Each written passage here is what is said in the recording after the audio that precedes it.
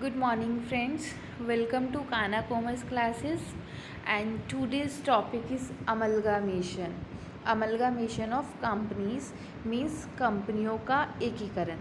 पहले ना इसको करने के लिए पहले हम नोट्स में से रीड आउट करते हैं कि पहले हम मीनिंग समझते हैं कि हमारा अमलगामेशन ऑफ कंपनीज होता क्या है. ठीक है, हमारे ना इसके अंदर 4 कॉन्सेप्ट्स यूज़ होंगे. फर्स्ट आता है हमारा अमलगामेशन. इट मीन्स एकीकरण. ठीक है, पहले आ जाता है हमारा अमलगामेशन मीन्स एकीकरण. इसमें क्या होता है, देखो इसमें हमारा क्या होगा, एकीकरण मतलब एक हो जाना, इकट्ठे हो जाना. हमारे पास एक कंपनी है, कंपनी ए, दूसरी कंपनी है हमारी कंपनी बी. अब क्या हुआ, हमारी कंपनी ए, इसको ना करने के लिए हम ना कलर से अच्छे से हो जाएगा. देखो जैसे ना यहाँ पर क्या होता है, हमारी एक कंपनी है, ये मैं रेड कलर से कर रही हूँ, कंपनी ए कंपनी है, कंपनी ए, और दूसरी कंपनी है हमारी कंपनी बी. ठीक है, क्लियर है. एक कंपनी होती है कंपनी ए और दूसरी कंपनी है हमारी कंपनी बी. इन दोनों को मिला के हमारी तीसरी कंपनी का निर्माण हुआ.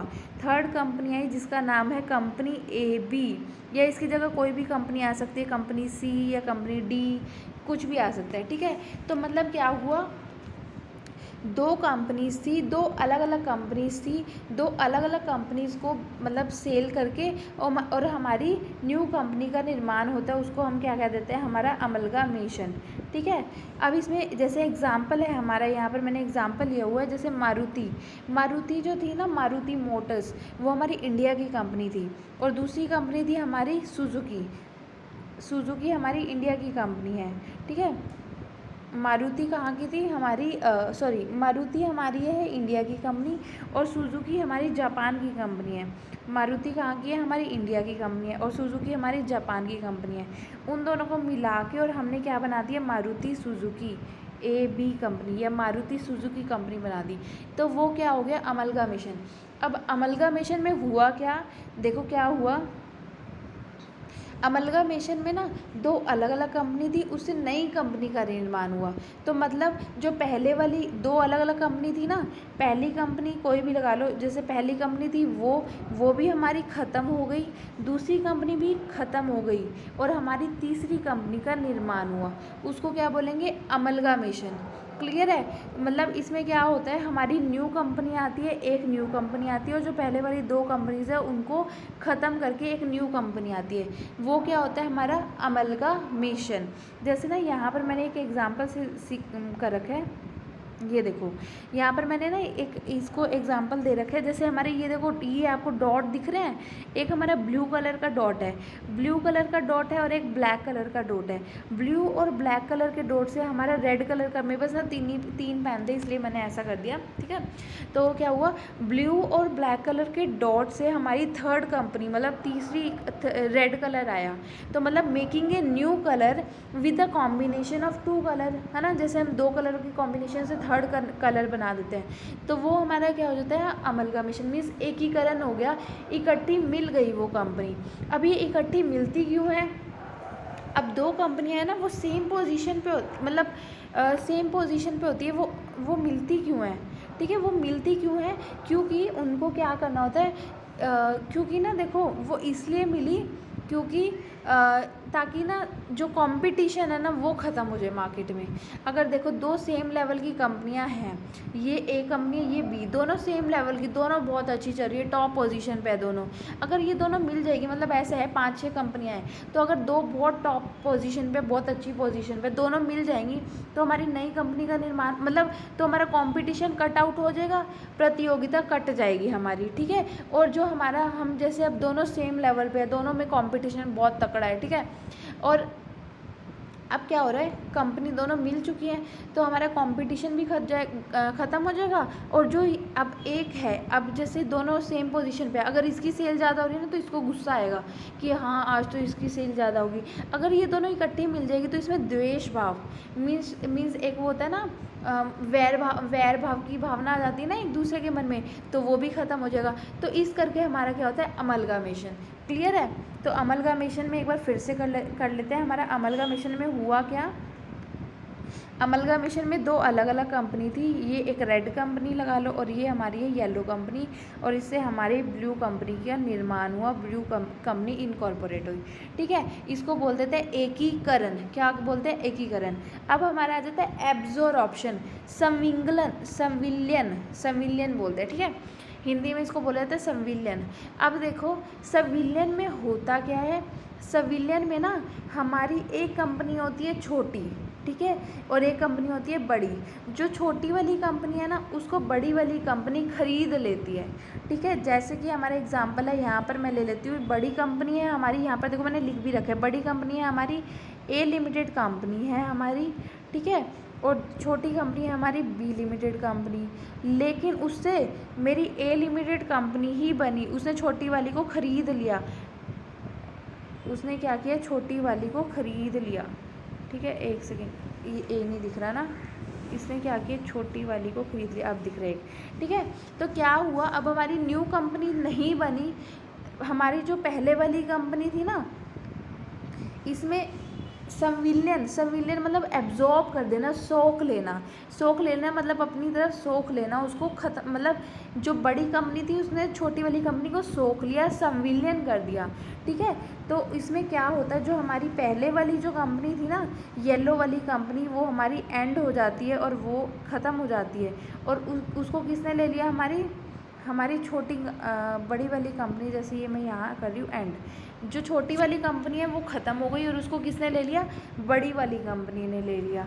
ठीक है, अब इसको क्या कहते हैं, जैसे हमारा अभी रिसेंटली एक वो हुए हैं, एब्जॉर्प्शन हुआ है, संविलियन हुआ है। संविलियन किसका हुआ है? हमारी बायजूस, आपने सुना हुआ है, स्टडीज़ के लिए यूज़ होती है ना बायजूस और एक आकाश इंस्टीट्यूशन है।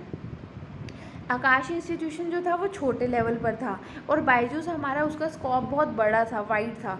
तो बायजूस ने आकाश को क्या कर लिया? संविलियन कर लिया। ये देखो मैंने कलर से समझा रखा है। अभी ये देखो, ये हमारा ब्लैक कलर है, ठीक है, सॉरी हमारा यहाँ पर मैं कर देती हूँ, ये हमारा रेड कलर है बायजूस का हमारा रेड कलर है। ठीक है, ये हमने रेड कलर कर दिया, और हमारा हमने येलो कलर किया था ना, आकाश का हमारा येलो कलर है, और येलो को ख़रीद लिया और हमारा बन गया रेड कलर। मतलब बायजूस ने क्या किया? बायजूस ने किसको ले लिया? आकाश को संविलियन कर लिया, अपने अंदर सोख लिया, और बायजूस ही मेन कंपनी रह गई है। ठीक है, तो वो क्या हो जाएगा? हमारा संविलियन। अब देखो, ये इसमें ना एक और चीज़ हमारी यहाँ पर क्या होती है, जैसे कोई भी चाहे हम क्या करें, एकीकरण करें चाहे करें संविलियन, लेकिन ना जो क्रेता, जो एक होती है विक्रेता कंपनी, एक होती है क्रेता कंपनी। विक्रेता मतलब सेल करने वाली कंपनी को हम इंग्लिश में बोलते हैं ट्रांसफरर कंपनी। क्या बोलेंगे हम? Transferor company. और जो खरीदने वाली कंपनी होती है उसको ट्रांसफरी कंपनी। देखो सेलर, अर होता है ना, seller, OR, seller, SELLER, seller. ठीक है, सेलर होता है ना, ऐसे ही हमारा क्या होता है? ट्रांसफरर मतलब सेलर, तो वो कौन सी हो जाएगी? विक्रेता कंपनी हो जाएगी। और जो ट्रांसफरी कंपनी है वो हो जाएगी क्रेता कंपनी, जो खरीद लेती है। तो इंग्लिश में इसे क्या बोलते हैं? Transferor and transferee company. Transferor मतलब विक्रेता कंपनी जिसको बेच दिया गया, और ट्रांसफरी कंपनी जो होती है वो क्रेता कंपनी होती है। ठीक है, क्लियर है? अब नेक्स्ट आ जाता है हमारा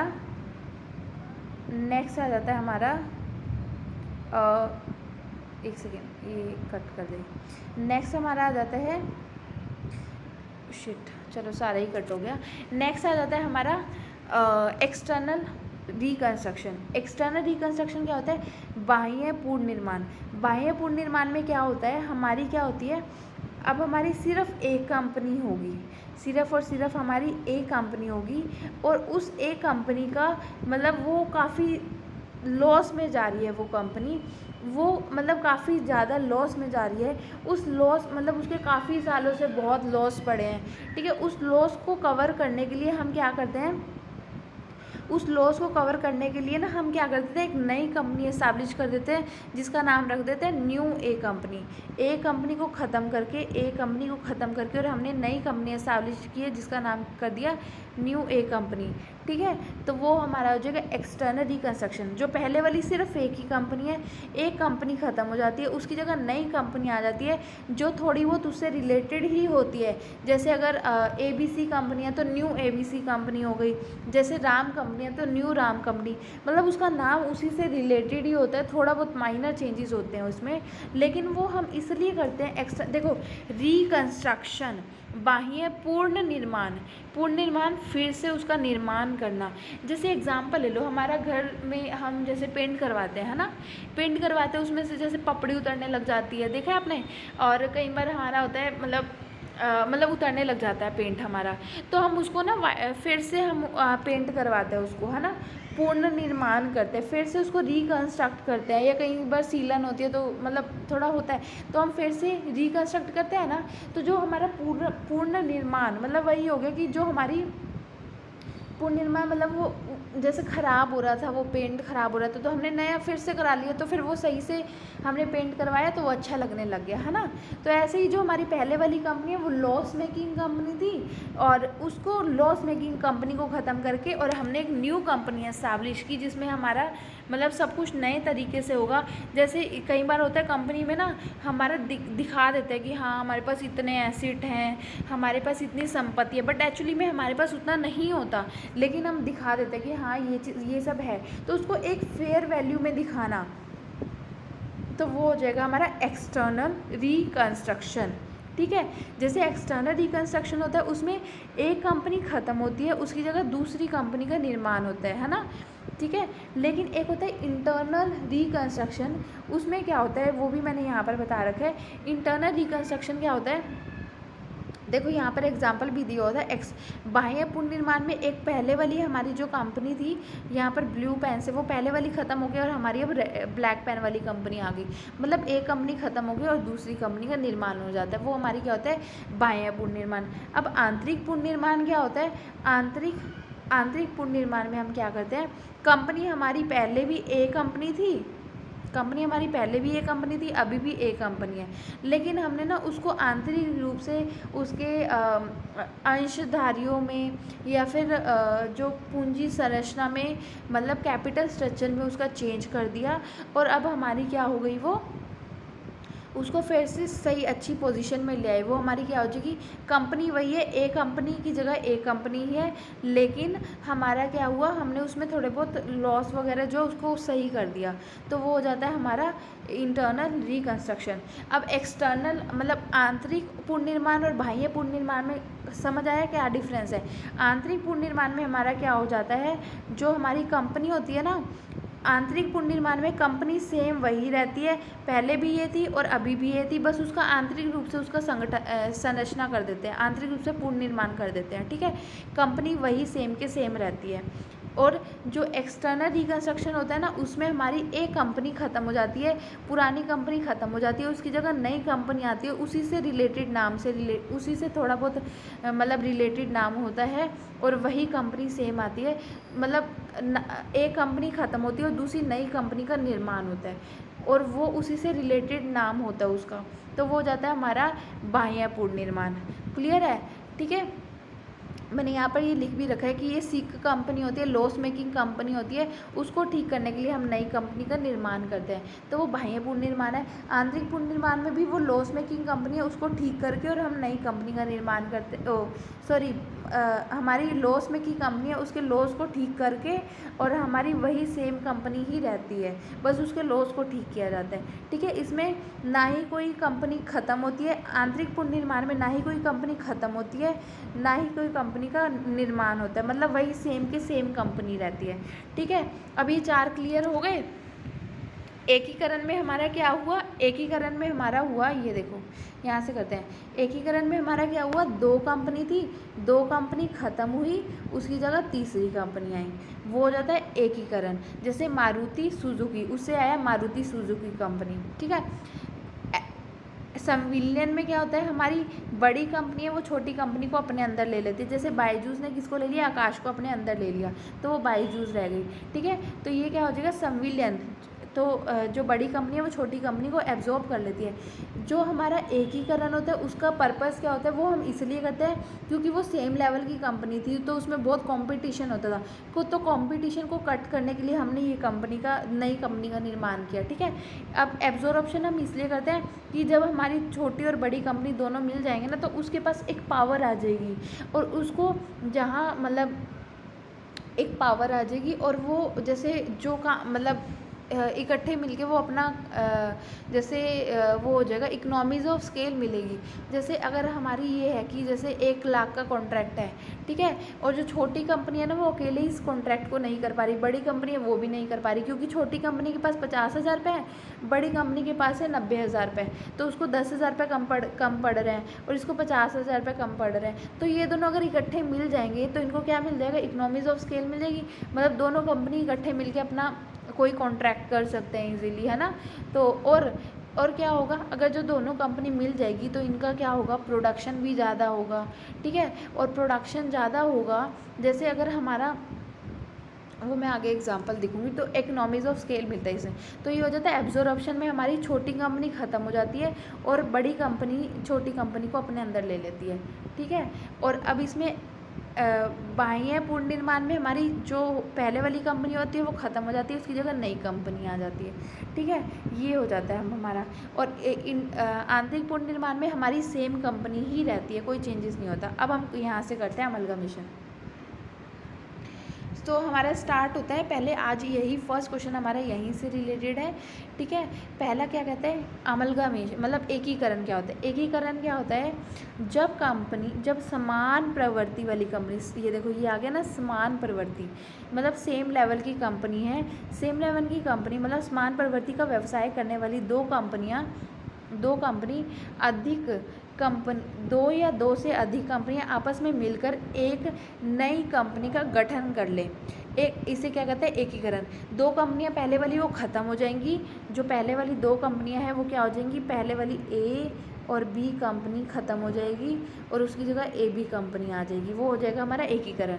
ठीक है, अब इसमें क्या है, यह ध्यान देने योग्य विषय है कि यह नई कंपनी एकीकरण में सम्मिलित होने वाली सभी कंपनियों का व्यवसाय क्रय कर लेती है। इट मीन्स जो नई कंपनी होगी ना वो पुराने वाली कंपनी को खरीद लेगी, नई कंपनी पहले वाली सारी ख़त्म हो जाएगी और पुराने वाली कंपनी को ये खरीद लेगी। ठीक है, तो वही कह रहे हैं ना कि यह ध्यान देने योग्य है विषय है कि जो नई कंपनी होती है ना, एकीकरण में सम्मिलित होने वाली सभी कंपनियों को क्रय कर लेगी, खरीद लेगी। ठीक है, उदाहरण दिया दो वर्तमान कंपनियाँ, ठीक है, जैसे मैंने यहाँ पर इसमें किसका एग्जांपल दिया, मारुति का, एक मारुति थी दूसरी थी सुजुकी, उसको खरीद के हमने नई कंपनी बना दी मारुति सुजुकी। इसमें क्या देखते हैं, बुक में एग्जांपल दिया हुआ है हमारा, यदि दो कंपनियाँ वर्तमान कंपनियाँ जैसे कि राम लिमिटेड और श्याम लिमिटेड, उसका व्यवसाय क्रय करने के लिए एक नई कंपनी मोहन लिमिटेड का निर्माण किया जाता है, तो वो एकीकरण हो गया। मतलब दो कंपनियाँ पहले वाली ख़त्म हो गई और तीसरी कंपनी का निर्माण हो गया, वो क्या हो जाएगा, हमारा एकीकरण। क्लियर है। नेक्स्ट आ जाता है हमारा एब्जॉर्प्शन मतलब संविलियन मतलब सोख लेना अपने अंदर। बड़ी कंपनी में ने छोटी कंपनी को अपने अंदर सोख लिया और वो बड़ी कंपनी ही रह गई सिर्फ। ठीक है, यहाँ पर हमारा क्या होता है, देखो एब्जॉर्प्शन क्या होता है, जब पहले से विद्यमान कंपनी द्वारा किसी अन्य पहले से, अब यहाँ पर क्या होगा ये देखो, अब हमारी क्या है, पहले से विद्यमान कंपनी, जैसे ए कंपनी थी, ठीक है, और बी कंपनी वो पहले से विद्यमान थी, लेकिन जो हमारी बी कंपनी है वो छोटी थी, उसको ए कंपनी ने खरीद लिया, तो अब हमारी क्या रह गई, सिर्फ ए कंपनी रह गई है एग्जिस्टेंस में। ठीक है, तो ये हो जाएगा हमारा संविलियन जब पहले से विद्यमान, दोनों पहले से विद्यमान कंपनी थी द्वारा, मतलब इसमें कोई भी नई कंपनी नहीं आई है, किसी भी नई कंपनी का निर्माण नहीं हुआ है संविलियन में, और जो एक कंपनी का लेकिन लिक्विडेशन समाप्ति एक कंपनी की हुई है, लेकिन नई कंपनी कोई भी नहीं आई है। ये याद रखना, कोई भी नई कंपनी नहीं आई है। पहले वाली कंपनी को एक कंपनी ख़त्म हुई है, लेकिन नई कंपनी कोई भी नहीं आई है। जब पहले से विद्यमान किसी कंपनी द्वारा किसी अन्य कंपनी को क्रय कर लिया जाता है, उसको संविलियन कहते हैं। मतलब कोई भी नई कंपनी आती है, पहले से ही वो विद्यमान है, पहले से विद्यमान है, ठीक है, वो पहले से विद्यमान है, कोई नई कंपनी नहीं है। अब यहाँ देखो, यहाँ पर है संविलियन कर दिया जाता है, उसको संविलियन कहा जाता है, ठीक है। इस प्रकार संविलियन के अंतर्गत किसी नई कंपनी का निर्माण नहीं किया जाता। ये देखो, यही बात आ गई ना जो मैं बोल रही थी कि किसी भी नई कंपनी का निर्माण नहीं होता, इसमें किसी नई कंपनी का निर्माण नहीं होता है, ठीक है। और हमारी पहले वाली कंपनी छोटे वाली कंपनी बड़े वाली कंपनी छोटे वाली को सोख लेती है और कोई भी नई कंपनी का निर्माण है। उदाहरणतः पहले से विद्यमान एक कंपनी जिसका नाम राम लिमिटेड था, किसी अन्य विद्यमान कंपनी श्याम लिमिटेड को खरीद लेती है, ठीक है, कि व्यवसाय को क्रय कर ले, तो वो क्या हो जाएगा, संविलियन। प्राय क्रेता कंपनी, जिसको जो खरीदने वाली कंपनी होगी ना, क्रेता कंपनी जो होगी वो विक्रेता कंपनी की तुलना में बड़ी कंपनी होती है। खरीदने वाली कंपनी वो ऑलवेज बड़ी होगी, ठीक है। तो जैसे कि हमारा बायजूस एंड आकाश का हमने एग्जांपल लिया था। आकाश को किसने ले लिया, बायजूस ने ले लिया, क्योंकि आकाश छोटा था और बायजूस बड़ा था, तो बायजूस ने ले लिया उसे, ठीक है। तो ये हो जाएगा संविलियन। नेक्स्ट आ जाता है हमारा ऑब्जेक्टिव, उद्देश्य क्या है इन दोनों के। ये देखो, उद्देश्य क्या होते हैं, देखो सबसे बड़ा मैंने फर्स्ट क्या है, एकीकरण होने वाली कंपनी के मध्य परस्पर प्रतियोगिता मतलब कंपटीशन एवं द्वेष भाव, मतलब एक वो हो जाता है कि भाई हाँ इसकी मेरे से ज़्यादा सेल हो गई, तो एक कंपटीशन सा भी होता है, एक वो भी हो जाता है, द्वेष भाव भी हो जाता है, तो उसको समाप्त किया जाता है। मतलब इसका मेन काम ये होता है कि जो कंपटीशन था ना उसको कट करना, प्रतियोगिता को कम करना, कट कर देना और द्वेष भाव को समाप्त कर देना। सेकंड आया था बड़े पैमाने पर उत्पादन करने के फलस्वरूप होने वाली बचतों को प्राप्त करना। देखो, बड़े पैमाने पर उत्पादन, अब देखो क्या होगा, दो कंपनियां इकट्ठी हो जाएंगी, उतना ही जैसे एक तो हम अलग अलग वो कंपनियां थी तो अलग अलग प्रोडक्शन होता, अब दो कंपनियां इकट्ठी होगी, दोनों इकट्ठे जम के प्रोडक्शन करेंगी, ठीक है। जम के प्रोडक्शन होगा तो उतना हमारा क्या होगा, रॉ मटेरियल भी ज़्यादा आएगा, है ना। रॉ मटेरियल अगर हमारा ज़्यादा आएगा, जैसे कि एग्जाम्पल मैं ना पेन लेने जाती हूँ, ठीक है, अगर मैं एक एक करके पेन लेती हूँ तो वो मुझे एक पेन 5 रुपये का पड़ता है, ठीक है। और जब वही पेन मैं इकट्ठे 5 की पैकिंग लेकर आती हूँ ना, तो वो 25 रुपये का मिलने की बजाय मुझे वो कितने का मिल जाता है, मुझे 22 रुपये का मिल जाता है। तो मेरे कितना हो गया, 3 रुपये मेरे सेव हो गए। ये तो छोटे लेवल पे है। अब जो दो कंपनियां हैं वो इकट्ठे बहुत ज़्यादा लेवल पे प्रोडक्शन होगा तो वो रॉ मटेरियल भी ज़्यादा आएगा। रॉ मटेरियल ज़्यादा आएगा तो उनको क्या हो जाएगा, मतलब डिस्काउंट भी उतना ज़्यादा मिल जाएगा, है ना। तो यही कह रहे हैं, बड़े पैमाने पर उत्पादन करने के फलस्वरूप उनको बचतों का प्राप्त करना, उनको बचत होएगी, ठीक है। नेक्स्ट आ जाता है हमारा पूंजी में वृद्धि करना, ताकि उन लक्ष्यों एवं योग्यताओं को पूरा किया जा सके जिसके लिए धन की ज़रूरत है। हाँ, अब ये वाला भी एग्जाम्पल था ना कि पूंजी में मैंने बोला था कि एक कंपनी है, अगर देखो एक कंपनी है, उसका 1 लाख का कोई कॉन्ट्रैक्ट है, बट उसके पास कोई पैसा नहीं है, उसके पास थोड़ा कम पैसे है। ए कंपनी के पास है 90 के और बी कंपनी के पास है 50 के।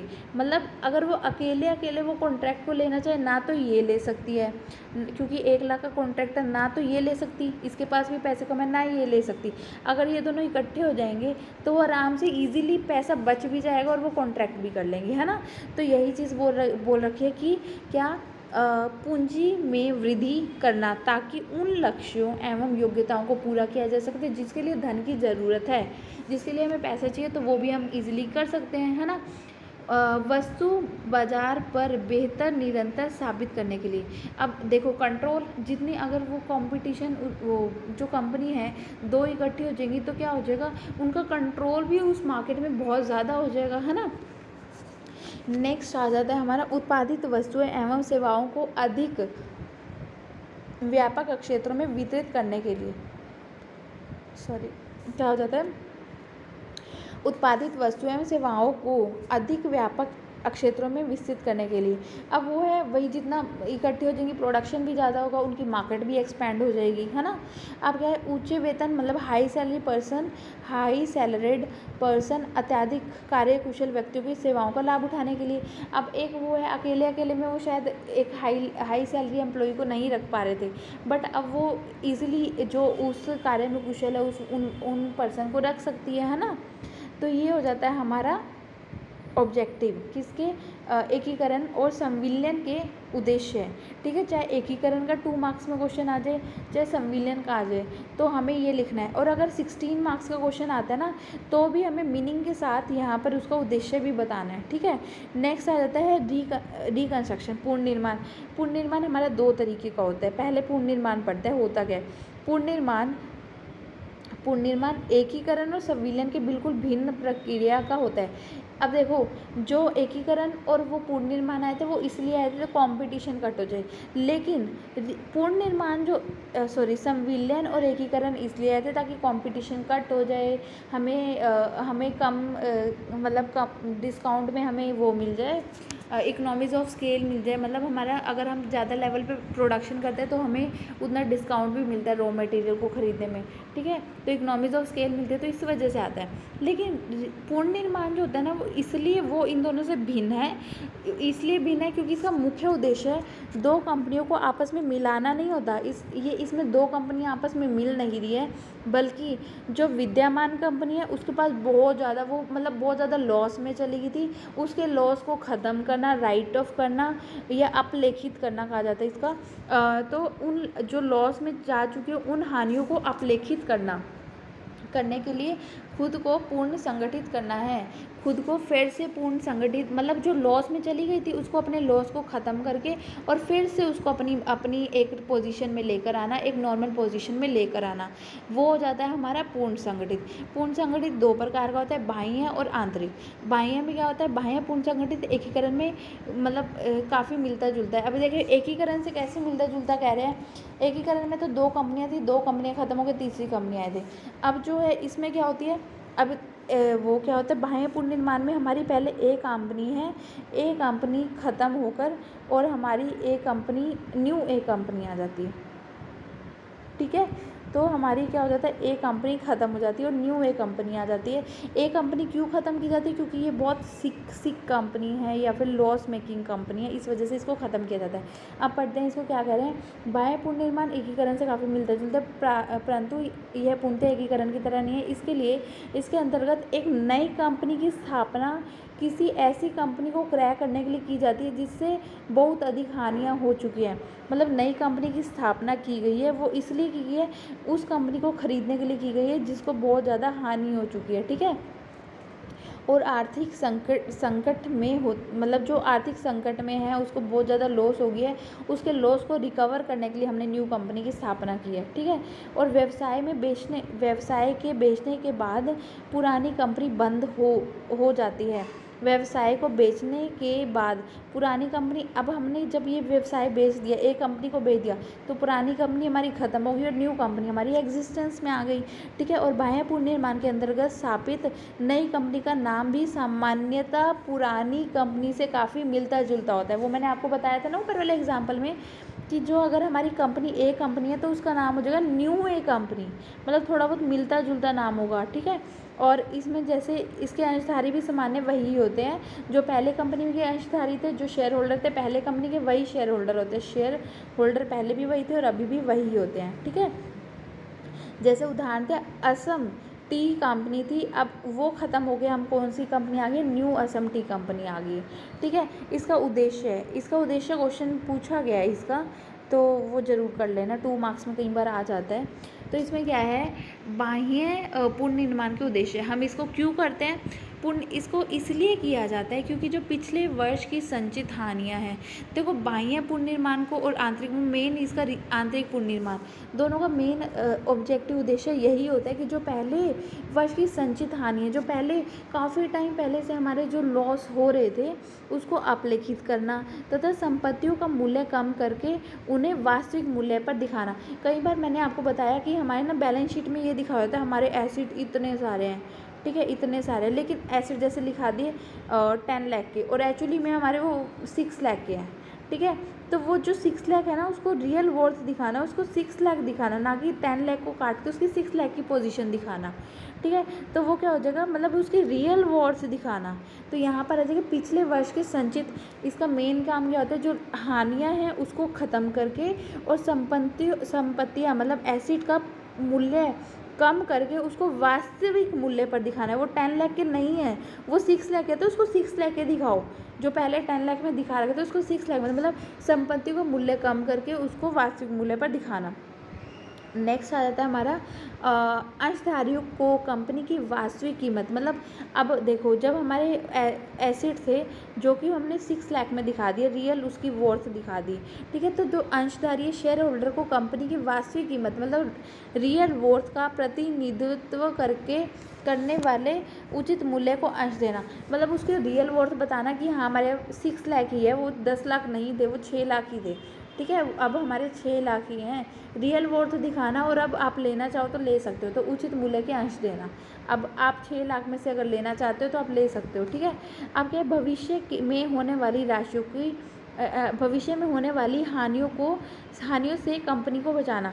जो भविष्य में हमारे लॉस हो रहे थे उसे बचाने के लिए हम ये करते हैं, ठीक है। इसका मेन अगर हमारा आ जाता है ना, आपके ऑब्जेक्टिव पूछ लेता है, उद्देश्य पूछ लेता है ना, अगर चाहे आंतरिक है चाहे बाहरी है, तो इसका मेन काम तो यही होता है, जो हानियों को ख़त्म करके जो एसिड है संपत्ति है उसके रियल वर्थ को दिखाना, अंशधारियों को रियल वर्थ बताना कि भाई हाँ हमारी वास्तविक कीमत यही बची है, भविष्य में होने वाले लॉस से बचाना, ठीक है। कंपनी के, अब देखो जब भी हमारी न्यू कंपनी बनती है ना, तो हमारे मेन 2 डॉक्यूमेंट होते हैं, एक MOA एक AOA आर्टिकल ऑफ एसोसिएशन, और मेमोरेंडम ऑफ एसोसिएशन, जिसको बोलते हैं पार्षद अंतर्नियम, और इसको बोलते हैं पार्षद सीमा नियम बोलते हैं MOA को, और AOA को बोलते हैं अंतर्नियम, ठीक है। तो पार्षद सीमा नियम को भी पूरी तरह से परिवर्तन करना। जब न्यू कंपनी ही न्यू आ रही है तो डॉक्यूमेंट भी तो न्यू बनेंगे ना, ठीक है। तो MOA जो होता है पार्षद सीमा नियम है, तो उसको परिवर्तन करना। अब नए अंश जारी करके कंपनी को नए अंश पूंजी उपलब्ध कराना, ठीक है, नई अंश पूंजी को उपलब्ध कराना है। अब नेक्स्ट आ जाता है हमारा आंतरिक पुनर्निर्माण। काफ़ी बड़ी वीडियो हो गई, चलो ये करके ना फिर डिफरेंस हम नेक्स्ट वीडियो में करेंगे, ठीक है। अच्छा, आंतरिक पुनर्निर्माण क्या होता है? आंतरिक पुनर्निर्माण क्या होता है? आंतरिक पुनर्निर्माण के अंतर्गत एक विद्यमान कंपनी खुद को आंतरिक रूप से पुनर्संगठित करती है, ठीक है। आंतरिक रूप मतलब ये वाला ना पूरा चैप्टर हमने लास्ट वीडियोस में कर रखा है, तो ये मैं ऊपर से बता देती हूँ क्या है कि हम इसमें क्या होता है, आंतरिक पुनर्निर्माण करते हैं, ठीक है। आंतरिक पुनर्निर्माण जैसे हमारे पूंजी संरचना और अंश पूंजी में चेंज करके हम क्या करते हैं, आंतरिक पुनर्निर्माण करते हैं। आंतरिक पुनर्निर्माण 2 तरीके से किया जाता है, एक अंशधारी में हमारी कमी करके और परिवर्तन करके। हमने ये लास्ट क्लास की पूरी कर रखी है, उसमें हमने सारा बता रखा है। 2 तरीके से हमारा अंश पूंजी में, एक तो कमी करके और अंश पूंजी में परिवर्तन करके। और अंश पूंजी में कमी और परिवर्तन करके, जैसे अगर हम परिवर्तन करते हैं ना अंश पूंजी में, तो उसके 5 तरीके होते हैं। कैसे करते हैं? फर्स्ट होता है अंश पूंजी में विधि, सेकंड होता है अंशों का एकीकरण, अंशों का उपविभाजन, अनिर्गमित अंशों को रद्द करना, और अंशों को स्टॉक में परिवर्तन करना। इस तरीके से तो हम क्या कर सकते हैं, अंश पूंजी में परिवर्तन कर सकते हैं। और ऐसे ही अंश पूंजी में कमी के 3 तरीके होते हैं। कमी करने के लिए अंशों की अदत्त राशि के दायित्व को पूर्णतः समाप्त करना। चुकता पूंजी मतलब पेड अप कैपिटल के उस भाग को वापस करना जो कंपनी के पास अधिकता में है, आवश्यकता से अधिक है, ठीक है। और पेड अप कैपिटल मतलब चुकता पूंजी को कैंसिल करना जो हानियों के कारण समाप्त हो चुकी है। ये इसके टाइप्स थे, ठीक है। और इसको पढ़ोगे ना आपको समझ आ जाएगी क्या है इसमें। अंश पूंजी के अंतर्गत हम क्या करते हैं, देखो इसमें करते क्या है, एक बार पढ़ लेते हैं। अंश पूंजी के आंतरिक पूर्ण निर्माण के अंतर्गत स्वयं को पूर्ण संगठित करने वाली कंपनी पूंजी कटौती की योजना करती है, योजना बनाती है। पूंजी कटौती की योजना के अंतर्गत कंपनी अंश पूंजी मतलब शेयर कैपिटल, कभी जैसे जो हमारे वो होते हैं ना क्रेडिटर हो गए, या हमारे क्या हो जाते हैं, हमारे लाइबिलिटी जो भी होती है, जैसे कि हमारे हो जाते हैं जो हमारे वो हो जाते हैं ऋण पत्र होते हैं, मतलब डिबेंचर होल्डर होते हैं ना, उनको हम कह देते हैं कि हमारी कंपनी के पास इतना पैसा नहीं है तुम्हें देने के लिए, और आपको इतना पैसा है, आपने लेना है तो लो, नहीं लेना तो फिर रहने दो। तो वो कहता है कि भाई ना से तो अच्छा कुछ मिल जाए। तो वो क्या कहते हैं, जैसे 1 लाख के हमारे क्या है वो ऋण है, ठीक है, और हम कह देते हैं हम 80,000 दे सकते हैं, तो वो 80,000 के लिए रेडी है। जो 20,000 पे जो बच गए ना, वो हम कहाँ लगा देते हैं, वो हम जो भी हमारे पिछले साल के काफ़ी सारे लॉस थे उसको रिकवर करने के लिए हम लगा देते हैं। जैसे इसमें एक हमने लास्ट वाली जो क्लास थी ना, उसमें एग्जांपल 40,000 का लिया था। 40,000 थे, उसमें हमारे कितने थे, 40,000 का हमारा था लॉस, हमारे ऋण थे, ठीक है। उन ऋण में से हमने कितने कर दिए थे, हमने कहा था कि हम 15,000 दे सकते हैं, तो वो रेडी हो गए थे कि आप 15,000 दे, तो कोई बात नहीं। जो डिबेंचर होल्डर थे वो रेडी हो गए थे कि चलो 15,000 तो दो कम से कम, तो वो रेडी हो गए थे 15,000। तो अगर हम 15,000 उन्हें दे देते हैं, ठीक है, और जो अगर हम 15,000 उन्हें दे देते हैं, और जो हमारा क्या हो जाएगा, जो हमारे 25,000 का फ़ायदा हो गया ना, वो 25,000 हम कहाँ लगा देते हैं, जो 25,000 का हमारा फ़ायदा होगा, जो पिछले साल के लॉस थे उसको रिकवर करने के लिए हमने लगा दिया, तो वो हो जाएगा हमारा अंश पूंजी में आंतरिक पूर्ण निर्माण।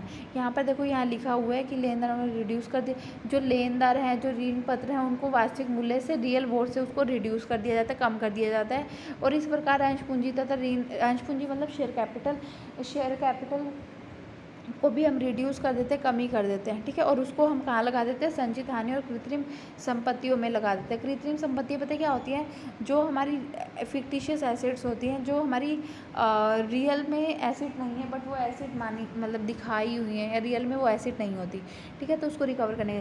अब इसके उद्देश्य पढ़ लेते हैं एक बारी। उद्देश्य क्या है, पिछले वर्ष की संचित हानियाँ एवं कृत्रिम संपत्तियाँ, जो लॉस है ना, अभी हमने बताया कि जो लॉस थे उसको हमने रिकवर करने के लिए हम ये करते हैं, और जो कंपनी की फेयर और ट्रू पिक्चर है उसको दिखाने के लिए हम करते हैं। यहाँ पर ये क्या है, ट्रू और फेयर पिक्चर दिखाने के लिए हम इंटरनल आंतरिक पूर्ण निर्माण करते हैं। नेक्स्ट आ जाता है हमारा अंशों की फेस वैल्यू, मतलब अंकित मूल्य को कम करके, वही फेस वैल्यू को कम करके उसके वास्तविक मूल्य पर ले जाना। मतलब जो जितना हम उन, जैसे जो शेयर होल्डर होते हैं ना, जो शेयर होल्डर होते हैं उसको हम क्या देते हैं, डिविडेंड देते हैं। जैसे हमारा लोन होता है, लोन पे हम क्या देते हैं, इंटरेस्ट देते हैं, है ना। ये डिबेंचर होल्डर को हम क्या देते हैं, इंटरेस्ट देते हैं। ऐसे ही शेयर होल्डर को हम क्या देते हैं, डिविडेंड देते हैं। तो हम उन्हें क्या देते हैं कि हम आपका डिविडेंड नहीं दे पाएंगे, तो जितना तक हम उन्हें दे पाएंगे, मतलब उतना ही दिखाना, उसको रियल दिखाना, फेस वैल्यू को कम करके वास्तविक मूल्य पर दिखाना, कि जितना आप पे कर सकते हो उतने मूल्य को दिखाना, ठीक है। और नेक्स्ट आ जाता है अंशधारी को उसके द्वारा कंपनी में किए गए विनियोग पर उचित फेयर रिटर्न देना। हाँ, अब पता है क्या होता है, अब जैसे अब हमने एकदम से बोल दिया शेयर होल्डर को कि हम डिविडेंड नहीं दे सकते, ठीक है, तो वो क्या कहेंगे, भाई डिविडेंड, उनका एकदम से वैसे विश्वास टूट जाएगा ना, कि हाँ भाई ऐसे कैसे नहीं दे सकते, तो उनको फिर से विश्वास दिलाना, ठीक है, उसको हम उनको बोलेंगे कि हाँ हम आपको फेयर रिटर्न देंगे, आप विश्वास करो हम पे, तो उनको फिर से उनको विश्वास दिलाना, ये होता है इसका ऑब्जेक्टिव। क्लियर है। अब ना इसका डिफरेंस है, कर ले, या 37 मिनट की वीडियो बन चुकी है, चलो कर लेते हैं, ठीक है, 5 मिनट की हो, 5 मिनट और लगेंगे। ये देखो, अमलगामेशन क्या होता है, अमलगामेशन एकीकरण हमें एकीकरण, संविलियन और बाह्य पूर्ण निर्माण में डिफरेंस करना है। तीनों का ना, आप वो जो एग्जाम्पल मैंने दिया था ना कलर से, या वैसे आप अब बस एग्जाम्पल याद रखना और आपका क्वेश्चन अपने आप हो जाएगा, ये डिफरेंस अपने आप सॉल्व हो जाएगा, ठीक है। अब इसमें क्या है एकीकरण क्या होता है, मतलब यहाँ है समापन, ठीक है, समापन। जब हम एकीकरण करते हैं तो हमारी ए और बी कंपनी थी, वो समाप्त होकर हमारी ए बी कंपनी बन गई। मतलब दो कंपनियों का क्या हो जाता है, जो भी कंपनी है सारी के सारी कंपनी क्या हो जाती है, समाप्त हो जाती है। आप पढ़ो, एकीकरण में सम्मिलित होने वाली सभी कंपनियां समाप्त हो जाती है। यही चीज़ है, ए और बी दोनों कंपनी ख़त्म होगी और हमारी नई कंपनी एस्टैब्लिश होगी। तो समापन किसका होता है, दोनों कंपनी जितनी कंपनी है वो सारी समाप्त हो जाती है। अब क्या कहते हैं, नई सेकंड पॉइंट पढ़ते हैं, नई कंपनी का जन्म। क्या नई कंपनी का जन्म हुआ? हाँ, एक नई कंपनी का जन्म होता है, सभी कंपनी को ख़त्म करके एक नई कंपनी का जन्म होता है। एकीकरण के अंतर्गत एक नई कंपनी का जन्म होता है। क्लियर है? अब उद्देश्य, इसका उद्देश्य क्या होता है, इसको हम क्यों करते हैं, ताकि जो हमारा कंपटीशन है वो ख़त्म हो जाए। इसका मुख्य उद्देश्य क्या होता है, एकीकरण का कंपनी के मध्य प्रतिस्पर्धा और द्वेष भाव को समाप्त करना है। कंपटीशन है जो द्वेष भाव है उसको समाप्त करके करना होता है, इसका मेन ऑब्जेक्टिव एकीकरण का। ठीक है, अब हमारा क्या करते हैं, एब्जॉर्प्शन मतलब संविलियन। संविलियन में क्या करते हैं, अब संविलियन में हमारा क्या होता है, संविलियन में हमारी एक कंपनी है, ठीक है, बड़ी कंपनी ने छोटी कंपनी को ले लिया और हमारी एक कंपनी रह गई, मतलब बड़ी कंपनी रह गई। अब देखो तो हमारा क्या इसमें समाप्ति हुई है किसी की? हाँ, छोटी कंपनी की समाप्ति हुई है, बी कंपनी की समाप्ति हुई है। ठीक है, तो समाप्ति हुई है, हाँ समापन हुआ है। संविलियन के अंतर्गत केवल उस कंपनी का समापन होता है जिसका व्यवसाय किसी कंपनी द्वारा खरीद लिया जाता है। जिस कंपनी ने उसको खरीद लिया तो वो जो पहले वाली मतलब जो विक्रय कंपनी है वो समाप्त हो जाती है। ठीक है, अब इसका नई कंपनी का निर्माण होता है? नहीं, इसमें कोई भी नई कंपनी नहीं आती। दोनों कंपनी पहले से एग्जिस्ट कर रही थी, लेकिन जो बड़ी कंपनी और उसने छोटी कंपनी को खरीद लिया, तो नई कंपनी कोई भी नहीं आई है। तो संविलियन के अंतर्गत किसी नई कंपनी का जन्म नहीं होता है। इसका कारण यह है कि एक विद्यमान कंपनी द्वारा दूसरी विद्यमान कंपनी को खरीद लिया जाता है। उद्देश्य क्या होता है, इसका मुख्य उद्देश्य व्यवसाय का विस्तार करना। इसको हम क्यों खरीदते हैं, बायजूस ने उसको आकाश को क्यों खरीदा, क्योंकि आकाश को खरीदा क्योंकि वो छोटे लेवल का था। अब दोनों इकट्ठे हो जाएंगे तो हमारा क्या हो जाएगा, व्यवसाय बढ़ जाएगा, व्यवसाय का विस्तार हो जाएगा और बड़े पैमाने पर बचत भी होगी। व्यवसाय का विस्तार और बड़े पैमाने पर बचत भी होगी, इस वजह से हम संविलियन करते हैं। नेक्स्ट आ जाता है हमारा एक्सटर्नल रिकंस्ट्रक्शन, मतलब बाह्य पुनर्निर्माण। बाह्य पुनर्निर्माण क्या होता है, बाह्य पुनर्निर्माण के अंतर्गत हम क्या करते हैं, जो हमारी ए कंपनी है, ठीक है, और ए कंपनी है उसका नाम रख के हमारा न्यू ए कंपनी आ जाती है। ठीक है, तो हमारी क्या हुआ, पहले वाली कंपनी ख़त्म हो गई, हाँ ए कंपनी हमारी ख़त्म हो गई और न्यू ए कंपनी आ गई, तो समापन होता है, हाँ होता है। बाह्य पूर्ण निर्माण के अंतर्गत कंपनी अपना पूर्ण निर्माण करना चाहती है, उसे समापन में जाना होता है। जो कंपनी है उसको समापन में जाना होता है। एक कंपनी होती है वही एक ही कंपनी होती है और वही समापन में चली जाती है। पूर्ण निर्माण होता है, हाँ होता है। बाह्य पूर्ण निर्माण के अंतर्गत नई कंपनी का जन्म होता है। उद्देश्य क्या होता है, इसका मुख्य उद्देश्य क्या होता है, पिछले वर्ष की संचित हानियों एवं कृत्रिम संपत्तियाँ, जो भी हानियाँ है उसको रिकवर ख़त्म करना, समाप्त करके स्थिति विवरण मतलब बैलेंस शीट में अधिक मूल्य वाली संपत्ति है। जो बैलेंस शीट में जो एसेट है ना, जो अधिक मूल्य में दिखाया हुआ है उसको कम मूल्य में, सच्चे मूल्य में दिखाना, कि जो रियल में उसकी अभी रह गई है ना वर्थ, उसको दिखाना। बैलेंस शीट में जो हमारे एसेट है उसको रियल वर्थ में दिखाना, जो अभी एट प्रेजेंट रह गए उसमें दिखाना। ठीक है, 2 पॉइंट और है, उसके बाद ख़त्म हो जाएगा। ठीक है, अब ये देखो, अब फिर से आ जाता है एकीकरण। एकीकरण में क्या, कंपनियों का आर्थिक स्थिति कैसी होती है। एकीकरण में क्या होता है, सामान्य एकीकरण द्वारा एकीकरण होने वाली कंपनियों का आर्थिक स्थिति एक जैसी सुदृढ़ होती है। A company, B company, A B company, ठीक है, तो दोनों कंपनी ही बहुत अच्छी पोजीशन में चल रही थी और वो कंपटीशन को कट करने के लिए उन्होंने ऐसा किया, इकट्ठी हुई। तो हमारे क्या, दोनों ही कंपनी बहुत अच्छी पोजीशन में थे, सुदृढ़ होती है। ठीक है, नई कंपनी में अंशधारियों की स्थिति क्या है। अब क्या होता है, जो नई कंपनी आई, जो पहले एकीकरण की दशा में पुरानी कंपनी के अंशधारी ही नई कंपनी के अंशधारी बन जाते हैं तथा नई कंपनी की अंश पूंजी में इसका अनुपातिक हिस्सा होता है। मतलब क्या होता है, जो हमारी पुरानी कंपनी के अंश थे ना, शेयर होल्डर थे, जो इस कंपनी के शेयर होल्डर थे वही सेम शेयर होल्डर इस कंपनी के रहते हैं। ठीक है, और जितना इस कंपनी में उन शेयर होल्डर का रेशो था, जितनी रेशो में उन्होंने शेयर खरीद रखे थे, जैसे 2 शेयर होल्डर है, उसने एक ने ले रखे 60,000 तो, और एक ने 40,000 ले रखे, तो 6:4 की रेशो वही अनुपातिक रेशो रहती है। ठीक है, तो मतलब सेम ही रेशो रहती है। नेक्स्ट रहता है एब्जॉर्प्शन, संविलियन में क्या होती है, छोटी कंपनी ने बड़ी कंपनी को एब्जॉर्ब कर दिया। तो इसमें क्या हो जाता है, संविलियन क्या, कंपनी की आर्थिक स्थिति क्या होती है, जो छोटी कंपनी होती है ना, मतलब क्या है, संविलियन की दशा में सामान्यतः क्रय करने वाली कंपनी की आर्थिक स्थिति विक्रय कंपनी वाले करने वाली आर्थिक स्थिति की तुलना में ज़्यादा सुदृढ़ होते हैं। जो खरीदने वाली कंपनी होती है वो बड़ी होती है, मतलब वो ज़्यादा सुदृढ़ होगी। जो छोटी कंपनी है वो कम सुदृढ़ होगी, छोटी इस वजह से कम सुदृढ़ होगी। क्लियर है। नेक्स्ट आता है नई कंपनी में अंशधारियों की स्थिति। नई कंपनी में अंशधारियों की स्थिति क्या हो जाती है, यहाँ पर कहाँ से स्टार्ट है, हाँ, संविलियन की दशा में क्रय करने वाली कंपनी के अंशधारियों की स्थिति में जिस प्रकार का कोई परिवर्तन नहीं होता है।